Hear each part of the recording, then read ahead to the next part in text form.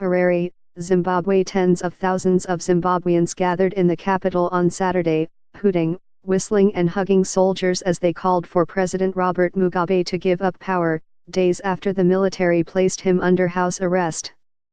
In scenes perhaps unthinkable only weeks ago, people marched side by side with members of the military who rode in armed tanks, and the protesters hailed the army as setting them free from Mr. Mugabe's 37-year autocratic rule.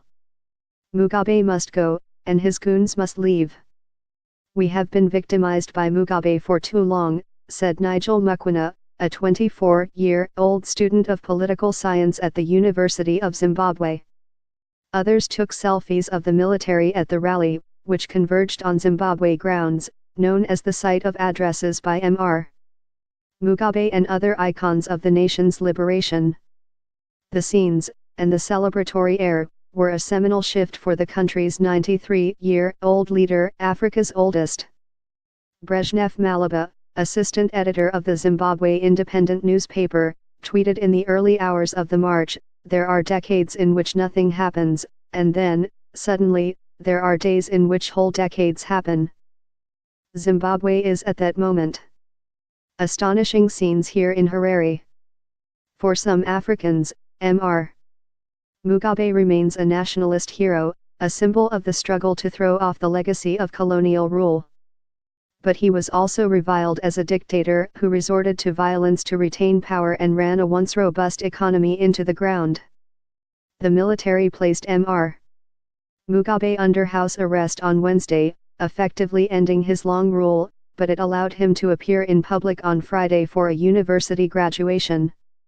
The military sought to cast the action as an attempt to rid the president of the criminals in his government who have inflicted economic damage on the country. The president's wife, Grace Mugabe, has not been seen in public since Wednesday. Her recent aspirations to succeed her husband and their son's lavish lifestyles appear to have been a trigger for his downfall. On Friday evening, a majority of the leaders of Mr. Mugabe's governing ZANU-PF party, which he had controlled with an iron grip since independence in 1980, recommended his expulsion, according to ZBC, the state broadcaster. Many of us had watched with pain as the party and government were being reduced to the personal property of a few infiltrators with traitorous histories and questionable commitment to the people of Zimbabwe, the party leaders said in a resolution. Clearly, the country was going down the wrong path. A nephew of Mr. Mugabe's, Patrick Zoeo, told Reuters on Saturday that the president and his wife were ready to die for what is correct and had no intention of stepping down. Speaking from South Africa, Mr.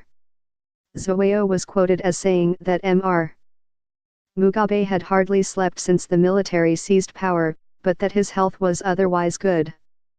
On Saturday morning, Zimbabweans, some chanting, "Enough is enough," and carrying signs emblazoned with "Mugabe must go," marched alongside soldiers in tanks mounted with machine guns.